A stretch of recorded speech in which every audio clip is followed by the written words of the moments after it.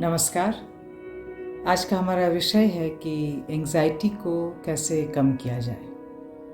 How to control our impulsive brain and develop good habits and thoughts so that we can change our brain waves and enhance the secretion of good hormones. और इनके द्वारा हम अपने अंदर positivity, अच्छे विचार ला सकते हैं, क्रिएटिविटी डेवलप कर सकते हैं और मोटिवेट अपने आप को कर सकते हैं कि हम कैसे अच्छे से जिएं और कैसे अच्छे से रहें। यौगिक टेक्स्ट, यौगिक ग्रंथों में ऐसा लिखा गया है कि ये जो एंजाइटी और इस तरह के जो न्यूरोसिस या साइकोसिस बीमारियां होती हैं, डिसऑर्डर्स होते हैं, उसका मूल कारण हमारे अंदर क्लेशास है, खासकर अविद्या, जिसके कारण से जब हमें किसी चीज़ों का सही ज्ञान नहीं होता तब इस तरह की व्याधियाँ या डिसऑर्डर्स उत्पन्न होते हैं। परंतु इन्हें कम या ख़त्म किया जा सकता है अगर हम रेगुलर प्रैक्टिसेस यौगिक टेक्निक्स का करें तो। इसी सीरीज़ में कुछ हमने सिंपल आसनों को लिया है, प्राणायाम को, मेडिटेशन को, जिसे सभी कर सकते हैं, जिसमें सबसे पहले स्टैंडिंग ग्रुप के कुछ आसन हैं। ताड़ासन, जिसमें हम सांस लेते हैं और शरीर को ऊपर की ओर खींचते हैं, जिसे आप इस वक्त देख भी सकते हैं। ताड़ासन में जब हम वर्टिब्रल कॉलम को स्ट्रेच करते हैं, खींचते हैं, तो इस स्थान पर, इन जगहों पर ब्लड सर्कुलेशन तेज होता है और इसका प्रभाव हमारे मस्तिष्क पे भी पड़ता है। दूसरा बैलेंसिंग ग्रुप के आसन है जिन्हें खड़े होकर करते हैं, वह है वृक्षासन, और इसमें हम बैलेंस करते हैं अपने शरीर को। शरीर को बैलेंस करने से हमारे मस्तिष्क, ब्रेन भी बैलेंस होगा। इसलिए इस एंजाइटी में वृक्षासन एक महत्वपूर्ण आसन है। उसके अलावा कुछ वज्रासन सीरीज़ के आसन हैं, जैसे मारजारी और कैट पोज। अगेन मारजारी और cat pose for flexibility of spine, इसमें स्पाइन हमारा फ्लेक्सिबल होता है।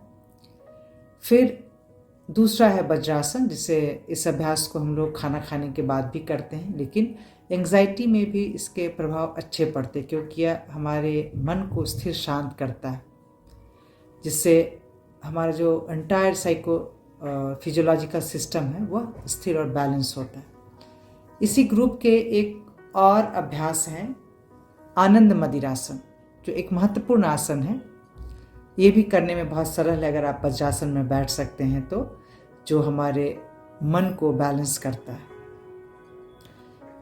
कुछ सुपाइन पोज, जैसे सुप्त पवन मुक्तासन और उद्राकर्षण, इन्हें विंड रिलीजिंग आसन भी कहते हैं, और इन्हें डीप ब्रीदिंग के साथ अगर हम करेंगे तो ये हमारे अंदर वात दोष को बैलेंस करता है, क्योंकि हम सभी जानते हैं वात दोष प्रबल होने से इस तरह के मेंटल डिस्ट्रैक्शंस हमारे अंदर उत्पन्न होते हैं। इस तरह के व्याधियाँ, डिप्रेशन या एंजाइटी होती है, और भी इस प्रकार के बीमारियाँ हैं।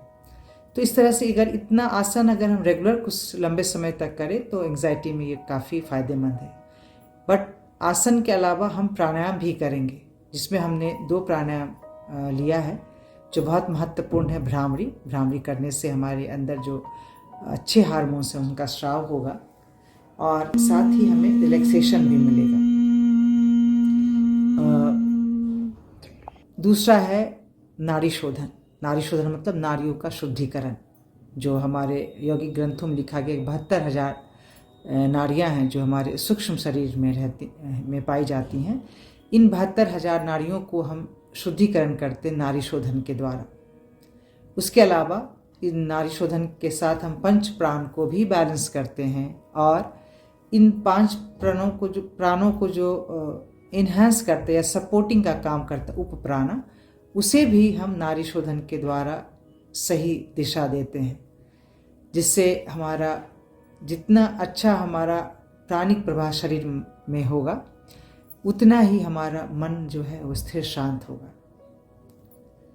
प्राणायाम के बाद कुछ मिनटों तक 5 से 10 मिनट हम मेडिटेशन करेंगे।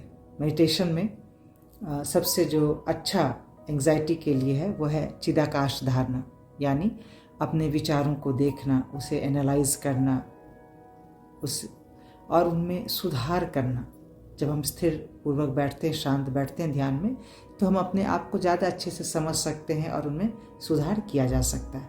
तो चिदाकाश के द्वारा हम अपने वो विचार हैं जो हमें हमारे अंदर कन्फ्लिक्ट पैदा करते हैं या जिनके कारण हमें इस तरह की व्याधियाँ, डिज़ॉर्डर्स होते हैं, उन्हें हम हटा सकते हैं।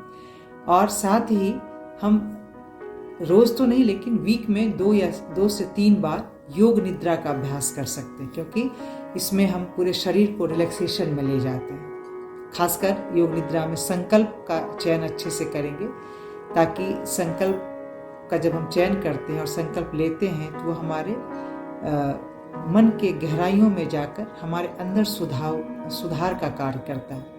इसीलिए योग निद्रा भी अगर रोज़ ना कर पाए तो सप्ताह में 2 से 3 दिन कर सकते हैं। बाकी इन सारे अभ्यासों को अगर 3 से 4 महीने तक लगातार करेंगे तो हमारे अंदर काफ़ी परिवर्तन देखा जा सकता है, और इसी को अगर कंटिन्यू करेंगे तो हम इसको कंट्रोल कर सकते हैं, इस तरह की व्याधियों को, या फिर इससे हम निजात भी पा सकते हैं।